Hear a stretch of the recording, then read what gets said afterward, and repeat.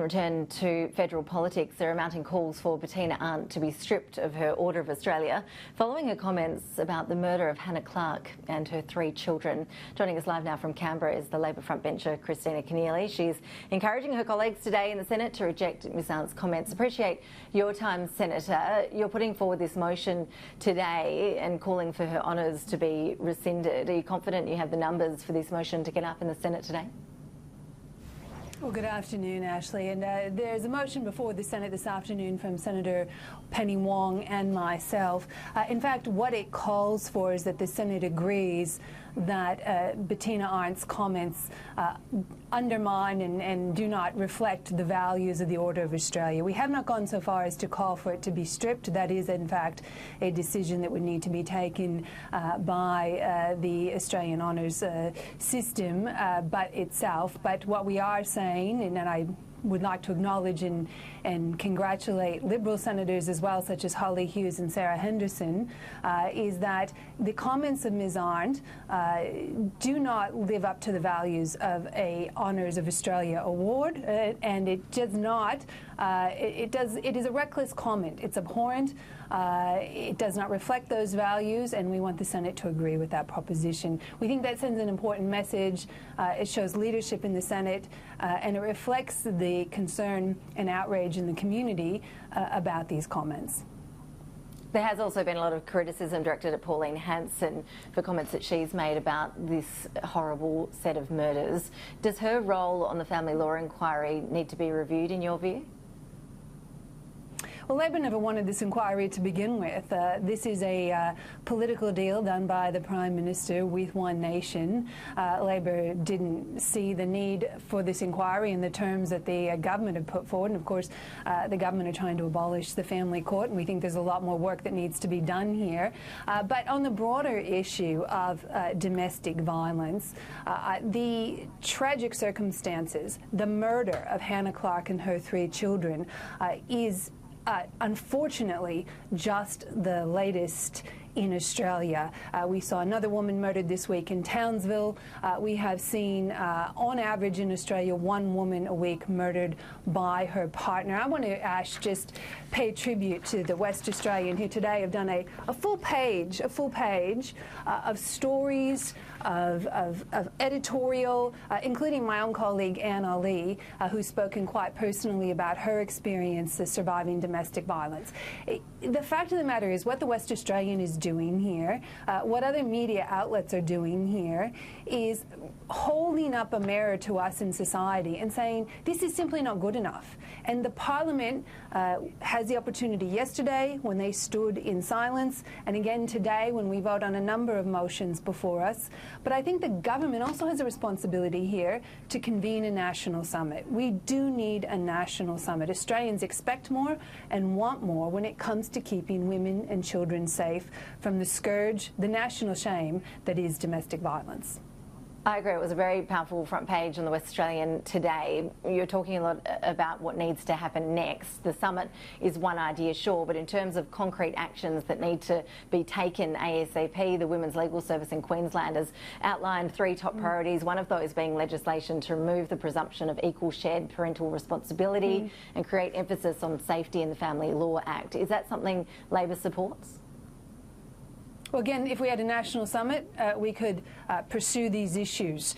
These are important questions that are being asked. I would also point out that yesterday in Parliament, the point you've been making is that we've got so far to this point where we know this is such a problem. Is the summit really going to come up with concrete change, or isn't this something that we already know so much about that it's time for real action? I have to say, Ash, we have had a series of announcements from this government. You remember Malcolm Turnbull's announcement to a $100 million advertising campaign. But what we've also seen from this government is programs that have been defunded. Advocacy service, legal aid services, homelessness services, where we have taken away supports for women and families. So I welcome the contribution from the Queensland Legal Service.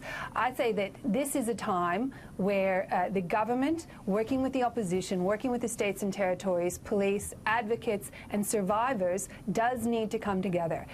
What we have been doing hasn't been working. I think we need to acknowledge the fact that while some gains have been made, a lot of other areas are falling behind. And quite simply, Ashley, one woman a week being murdered by her partner is simply a national shame. It is time for a national summit.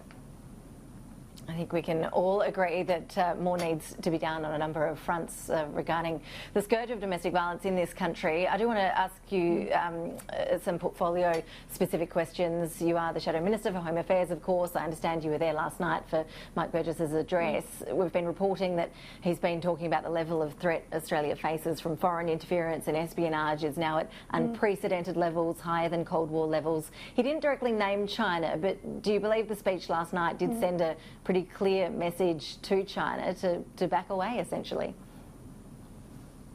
Well, Ash, first of all, let's congratulate Mike Burgess, the new Director General of ASIO, for taking this open approach, open conversation with the Australian community about the threats we face. In a democracy, this is an important step because ultimately it's all of us working together with the community, with our national security agents that's going to achieve the safest possible outcome for Australians. In Australia, we tend to work on these things in a bipartisan fashion as well, and Labor does appreciate that the Director General last night reflected upon the range of legislation that has been passed, and I note that it's been passed with bipartisan support, that is assisting our agencies when it comes to combating foreign interference and espionage. But let's make no mistake, there are a range of foreign actors that are seeking to interfere within Australia, both in terms of cybersecurity, ransomware attacks, foreign interference,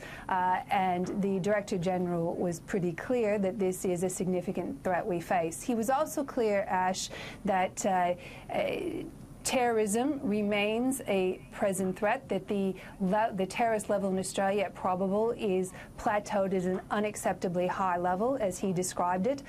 And he was also clear to point out that pertains both to Islamic extremism as well as the growing and present threat of right-wing extremism. The Director General made no bones about it, that there are neo-Nazi cells in Australia, that there are right-wing extremists who are growing in influence, who are radicalising others, and that this does present a threat to the Australian community. Is it right, though, to say that the Chinese government is by far the most active source of foreign espionage in Australia? Well, look, I will leave the government to comment on those types of matters, but there is no doubt that whether it is from China or other countries, we do face a range of threats in terms of foreign interference and espionage, and the Director General's speech made that quite clear last night. I can point you to, for example, the Australian government's decision regarding Huawei, a decision that the Labor Party has supported. Can I come back, though, to right-wing extremism and make the observation that around the world we are seeing a rise in far-right, right-wing extremism as a terrorist threat. In the United Kingdom and in Canada, they have listed right-wing extremist organizations as terrorist groups. The New York City Police Department and in Germany, the domestic security agencies have stood up specific units to counter right-wing extremism. Here in Australia, we have yet to list any right-wing extremist organisation as terrorist group. I think that so would that change if you were Director Minister, General's comments, Kristina Keneally?